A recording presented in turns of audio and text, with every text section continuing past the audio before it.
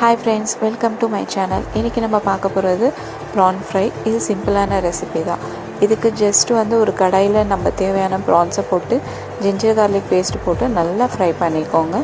Fry பண்ணதுக்கப்புறம் இதில் தண்ணி மேலே வரும். ஸோ அந்த தண்ணி வந்ததுக்கப்புறம் நீங்கள் ஜஸ்ட் மஞ்சள் தூள், மிளகுத்தூள் ஒரு ஸ்பூன் போட்டுக்கோங்க.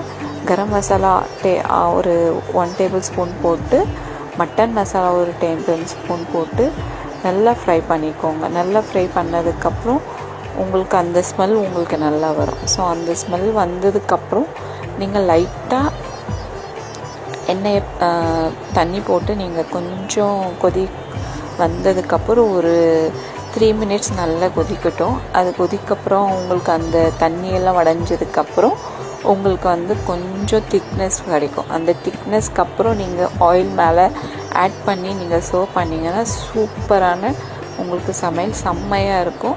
லாஸ்ட்டில் நீங்கள் உப்பு ஆட் பண்ணிக்கோங்க. லாஸ்ட்டில் உப்பு ஆட் பண்ணால் தான் உங்களுக்கு டேஸ்ட்டு சூப்பராக இருக்கும்.